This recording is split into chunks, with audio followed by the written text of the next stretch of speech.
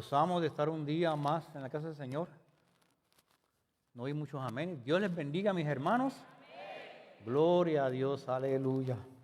Vamos a seguir en la serie en Mateo. El Mesías ha llegado. El título del mensaje de hoy, bendiciones verdaderas. Aleluya. La lectura se va a encontrar en Mateo 5, del 1 al 12. Pero le vamos a dar lectura a los primeros 2 versículos. Puestos de pies en honor a la palabra del Señor. Y dice así la palabra del Señor. En el nombre del Padre, el Hijo y del Espíritu Santo. Viendo la multitud, subió al monte. Y sentándose vinieron a él sus discípulos, y abriendo su boca les enseñaba diciendo: bienaventurados los pobres en espíritu, porque de ellos es el reino de los cielos. Oremos. Amado Dios y Padre Celestial, gracias te damos, Señor, por este hermoso día, esta hermosa tarde, Señor, que podemos venir aquí con libertad, Señor, a alabarte y glorificarte, Padre. Te alabamos, te bendecimos, porque grande y bueno eres para con nosotros, Señor. Oh, Padre, te pedimos perdón, Padre, porque te ofendemos a cada momento, Señor. Haznos aprobado delante de tu presencia, Señor. Yo te pido una bendición especial para cada uno de mis hermanos aquí presentes, Padre. Y los que se quedaron, Padre, que tú los inquietes, Señor, a venir a tu templo. Que es mejor estar un día en tus atrios que 1000 fuera de ellos, Señor. Oh Padre, te pido que me escondas detrás de tu cruz, Señor, y ponga un carbón encendido en mis labios, Señor, que yo solamente hable palabra tuya. En el nombre de Jesús, amén. Gloria a ti, Señor. Vemos que cuando Jesús comienza su ministerio, como dijo el pastor el domingo pasado, llama a sus 12 apóstoles, a los 12 discípulos. Y comienza a predicar y enseñar en las sinagogas. Y se difundió su fama por toda Siria. Y traían a él los enfermos, los que estaban afligidos con diversas enfermedades y tormentos, los endemoniados y lunáticos y paralíticos. ¿Y qué hizo él? Los sanó. Aleluya. Como dice Mateo 4:25, le siguió mucha gente de Galilea, Decápolis, de Jerusalén, de Judea y del otro lado del Jordán. De ahí pasamos al Sermón del Monte, a las bienaventuranzas. Y le va a constar de 12 partes, cortitas. Y la primera parte dice: Jesús prepara para enseñar a sus discípulos. Y dice: viendo la multitud, subió al monte, y sentándose vinieron a él sus discípulos. En verdad que Jesús enseñaba a sus discípulos, a los 12 discípulos. Pero en esta ocasión usó el término probablemente más amplio, incluyendo a muchos, entre mucha gente. No solamente los 12 discípulos lo seguían muchos discípulos. La segunda parte dice: y sentándose. El sentarse es enseñar con una postura común de esa cultura, la cultura de Israel. Para el maestro enseñar se sentaba. Y especialmente los rabinos se sentaban y sus alumnos alrededor de él cuando tenía que decir algo importante. Cuando caminaba por las calles, él solamente hablaba, pero no era tan importante que cuando se sentaba.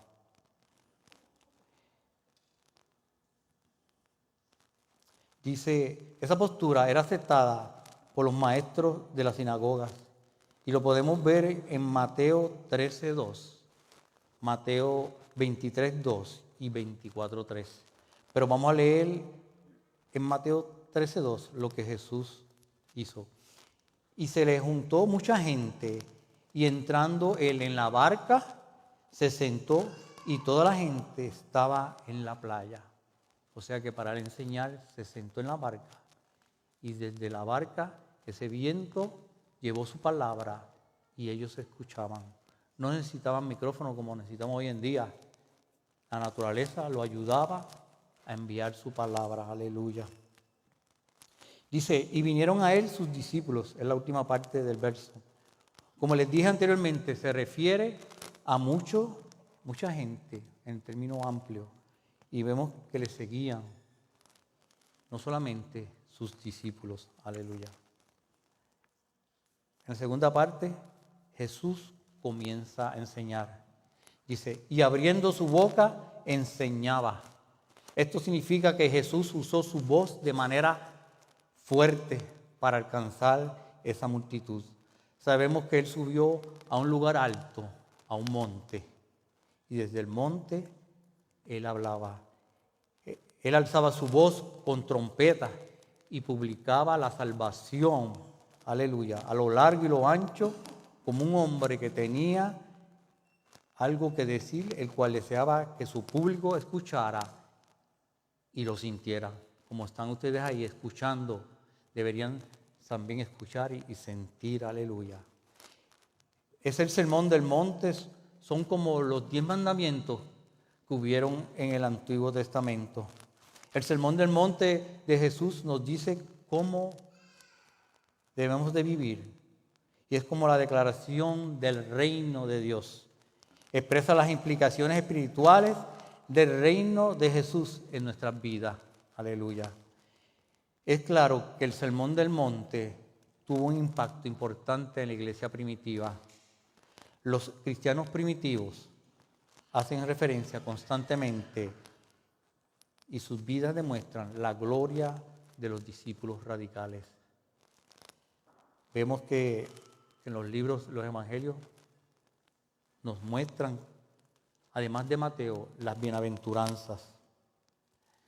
Las bienaventuranzas, el carácter del ciudadano del reino. ¿Qué significa bienaventurado o bienaventuranzas? Significa las bendiciones, pero también puede ser entendido como dándole a los creyentes sus actitudes, cómo deben de actuar cada creyente. Las actitudes en las cuales debes de estar, aleluya. La idea detrás de la palabra griega antigua de bienaventurado era feliz. Los bienaventurados son felices, aleluya. Pero en el sentido verdadero y piadoso de la palabra. No en el sentido moderno como estar entretenido y cómodo. Se ve hoy en día a los muchachos en la computadora, en los celulares, en las tablets. Quítele un celular o una tablet. La felicidad se le va rápido. Dice, estoy aburrido. Porque no tienen temor de Dios y no buscan la palabra de Dios. La tercera parte dice, el fundamento para ser bienaventurado es el pobre de espíritu, la pobreza de espíritu. Dice la bienaventuranza, bienaventurados los pobres de espíritu, porque de ellos es el reino de los cielos. Los pobres de espíritu reconocen que no tienen ningún bienes espirituales. Saben que ritualmente están en bancarrota, sino que es una confesión.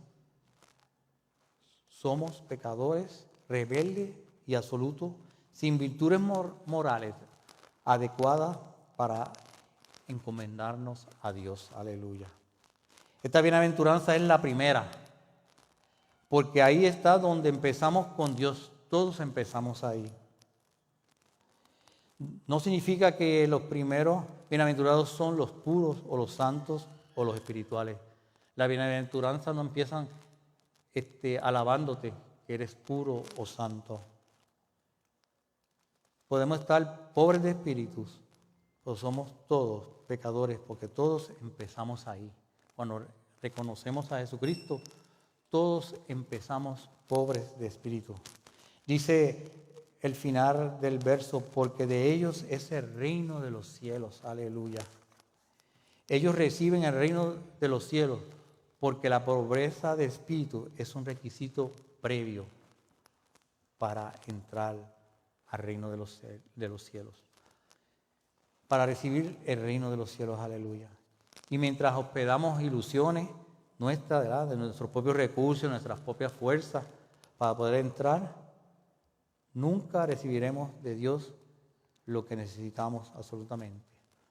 Dios es el que nos da la salvación. Dios es el que nos busca, aleluya. Y nosotros tenemos que reconocer esa pobreza de espíritu. El reino de los cielos no está dado a base de raza, de que usted, un mérito ganado, un sello militar, una posición social o riquezas. Es dado a los pobres, a los despreciados, a las prostitutas, a aquellos que son tan pobres que no saben, que no pueden ofrecer nada. Son aquellos que claman por misericordia y son escuchados. Son aquellos que saben que son pecadores y necesitan a Dios. Aleluya. La cuarta parte dice: la reacción divina a la pobreza de espíritu es que llorar. Y dice así la bienaventuranza: bienaventurados los que lloran, porque ellos, aleluya, recibirán consolación. Jesús no habla del dolor casual o llanto por consecuencia de nuestro pecado, sino de un profundo dolor ante Dios sobre nuestro estado caído, nuestro estado pecaminoso. El llanto es por la condición baja a causa del pecado. Aquellos que lloran en realidad lloran por sus pecados y sus efectos, por sus pecados y las consecuencias. Cada vez que pecamos, tenemos consecuencias. Este llanto es la tristeza que produce arrepentimiento para salvación, que Pablo describe en 2 de Corintios, capítulo 7, verso 10. 2 de Corintios, capítulo 7, verso 10, dice así: porque la tristeza que es según Dios produce arrepentimiento para la salvación, de que no hay que arrepentirse, pero la tristeza del mundo produce muerte. Aleluya. Dice la parte B de esa bienaventuranza: porque ellos recibirán consolación. Los que lloramos por causa del pecado recibimos consolación. Aquellos que lloran sobre su pecado y su condición pecaminosa, se les promete consolación. Aleluya. Dios permite este estado, ¿verdad?, de tristeza como parte de nuestro caminar diario. Sabemos que no es fácil, los problemas, las situaciones, pero Dios promete consolación. Aleluya. El siguiente paso dice mansedumbre, y así dice la bienaventuranza: bienaventurados los mansos, porque ellos recibirán la tierra por heredad. La idea principal detrás de la palabra manso es fuerza bajo control. Es su fuerza bajo control. Es una personalidad poderosa, controlada propiamente y con humildad. Es el libre de un espíritu de malicia y vengativo. No podemos ser vengativos. El manso, quien puede estar enojado, nosotros nos podemos enojar, santo, aleluya. Nos podemos enojar, pero restringir la ira en obediencia a la palabra de Dios. Ni ser provocado por nadie. Usted no se puede dejar provocar por nadie. Debemos someter la ira a Dios para no pecar, mis hermanos. Son mansos ante Dios el que se somete a su voluntad y conforme a su palabra. Tenemos que someternos, ¿verdad?, a su palabra para poder controlar ese espíritu. Aleluya. Dice la última parte de esa bienaventuranza: porque ellos recibirán la tierra por heredad. Estamos confiados en que Dios nos cuida y nos protege, y los mansos recibirán su heredad. ¿Y cuál es su heredad? El reino de los cielos. Aleluya.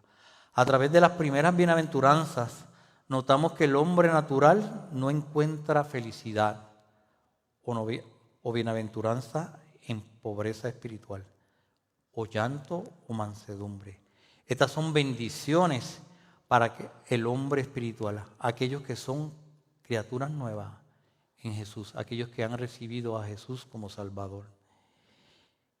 La sexta parte dice, el deseo de aquel que tiene pobreza espiritual, llanto por el pecado y mansedumbre es que es justicia. Y dice la bienaventuranza, bienaventurados los que tienen hambre y sed de justicia, porque ellos serán saciados. Aleluya. Esto describe a un hambre, aleluya, profunda que no puede ser satisfecha por un bocado de comida, mis hermanos. Este es un anhelo que perdura y nunca está completamente satisfecho en este lado de la eternidad. ¿Y por qué digo de este lado de la eternidad? Porque desde que usted conoce a Jesús, está en la eternidad. Dice la palabra del Señor que estamos sentados en lugares celestiales desde que conocemos a Jesús. Aleluya. Esta pasión es real, es natural y es intensa para aquellos que han conocido al verdadero evangelio, que han conocido a Jesús. Esta pasión puede ser dolorosa, mis hermanos, y podemos ser ofendidos por las personas que no les gusta la justicia o no les gusta cómo nosotros tratamos a los demás. ¿Cómo se expresa por sí mismo el hambre y sed de justicia? Un hombre cristiano desea tener por naturaleza la justicia, ser justo. Un hombre cristiano quiere ser santificado para ser hecho santo. Mi hermano, vamos en ese camino de santidad para ser santos. Aleluya. Un hombre cristiano desea continuar en la justicia de Dios. Un hombre cristiano desea ver la justicia promovida en este mundo. Nosotros queremos un mundo justo. Aleluya. Porque ellos, dice la última parte de esa bienaventuranza, porque ellos serán saciados. Jesús prometió saciar al hambriento, pero especialmente el que tiene hambre y sed de justicia de Dios. Dice la parte número 7, bendición a los misericordiosos. Y así dice la bienaventuranza. Bienaventurados los misericordiosos, porque ellos alcanzarán misericordia. Esta bienaventuranza se dirige a los que mostrarán misericordia. Habla de aquellos que han recibido misericordia. Nosotros hemos recibido misericordia de parte de Dios. Amén. Es misericordia el ser vaciado de orgullo. Usted, para mostrarle misericordia a otros, necesita ser vaciado del orgullo. El misericordioso siempre lo demuestra a aquellos que son más débiles y pobres. El misericordioso siempre buscará por aquellos que lloran y están de luto. Dice la palabra del Señor, llorar, ¿verdad?, con los que lloran y reír con los que ríen. Amén. El misericordioso siempre perdonará a los demás y siempre buscará restaurar relaciones. Restaurar relaciones en el trabajo, en su familia y aún dentro de la iglesia. El misericordioso será compasivo con aquellos que son extremadamente pecadores. Tenemos que tener compasión por las almas pecadoras. Amén. Si queremos misericordia de los demás, especialmente de Dios, tenemos que practicar la misericordia con los demás. Dice la octava parte, bendición a los limpios de corazón. Gloria a ti, Jesús. Y la bienaventuranza dice así. Bienaventurados los limpios de corazón, porque ellos verán a Dios. En el antiguo griego, La frase limpio de corazón tiene la idea de una rectitud y una honestidad y claridad. Debemos ser absolutamente sinceros y no divididos en la devoción y el compromiso a Dios. Aleluya.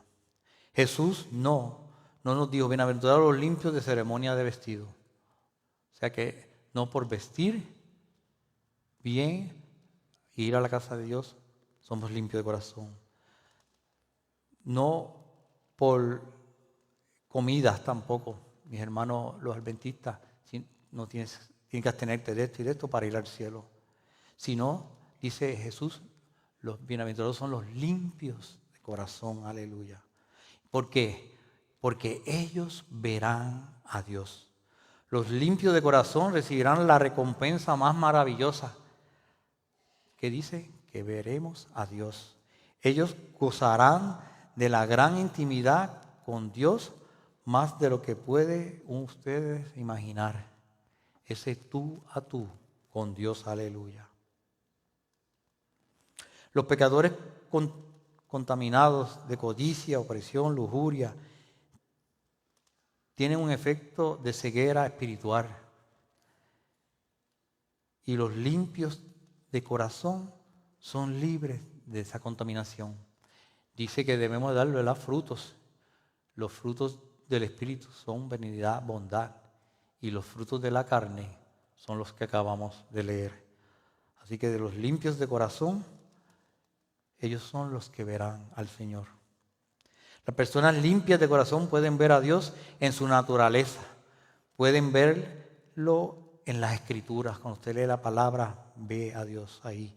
Pueden verlo en la familia extendida que es la iglesia de Dios. Esta relación íntima con Dios debe convertirse en nuestra más grande motivación de pureza, de ser puro, ¿verdad? De ser limpios de corazón. La novena parte dice, bendición a los pacificadores. Y la bienaventuranza dice así, bienaventurados los pacificadores, porque ellos serán llamados hijos de Dios. Esto no describe a aquellos que viven en paz, sino de aquellos que en realidad producen paz. El cristiano produce paz, proyecta paz. De una manera en la que logramos esto es a través de ¿qué? De compartir el Evangelio de Cristo, de compartir el Evangelio de Dios. Ya que Dios nos ha confiado a nosotros, ¿verdad? ¿Cuál ministerio? El ministerio de la reconciliación. Dios reconcilió al mundo con Cristo y nos ha dado ese ministerio para nosotros reconciliar, ¿verdad? Llevar su palabra. Eso lo vemos en 2 de Corintios, capítulo 5, 18, el verso 18. Y dice, y todo esto proviene de Dios, quien nos dio reconciliación consigo mismo por Cristo. Y nos dio el ministerio de la reconciliación. Aleluya. ¿Y cómo podemos ser agentes de paz? Llevando, como les dije ahorita, a otros el Evangelio, las buenas nuevas de salvación. El diablo es quien causa conflicto. Aleluya. Es Dios quien ama la reconciliación. Y quien ahora a través de sus hijos, a través de ustedes y de mí, y lo hizo a través de su Hijo Jesús, está empeñado Dios a hacer la paz con el hombre. Y la parte 10 a la 12, a la excepción del mundo, a este tipo de gente cristiana, que es persecución. Y la bienaventuranza dice así, bienaventurados los que padecen persecución por causa de la justicia, porque de ellos es el reino de los cielos. Bienaventurados sois cuando por mi causa os vituperen, os persigan y digan toda clase de mal contra vosotros, mintiendo. Gozaos y alegraos, porque vuestro galardón es grande en los cielos. Aleluya. porque así persiguieron los profetas que fueron antes de vosotros. Estos bienaventurados son perseguidos por causa de ¿qué? Por causa de la justicia, por causa de Jesús, no por su propia ignorancia o fanatismo. El apóstol Pedro, en su carta, ¿verdad?, reconocía que el sufrimiento podía llegar a los cristianos por otros motivos, por otras razones, ajenas a la fe, a la fidelidad de Jesús. Y dice así, primera de Pedro, capítulo 4, versículos 15 y 16.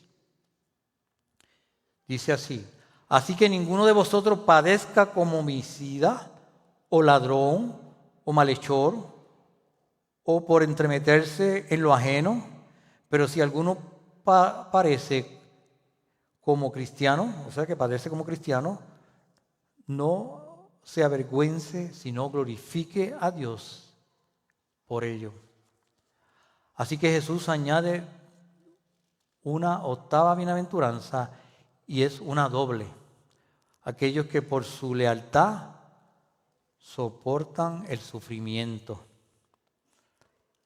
Dice la parte B: bienaventurados sois cuando por mi causa os vituperen y os persigan y digan toda clase de mal contra vosotros mintiendo.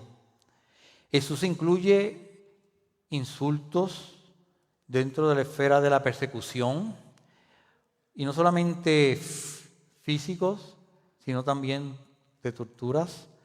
Los cristianos primitivos escucharon toda clase de insultos y toda clase de mal contra ellos por causa de Jesús. Los cristianos eran acusados de canibalismo porque malinterpretaban la cena del Señor, de inmoralidad porque celebraban fiestas de compañerismo, de fanatismo revolucionario, de separación de familia. Cuando una persona se convertía en la familia, los otros lo rechazaban.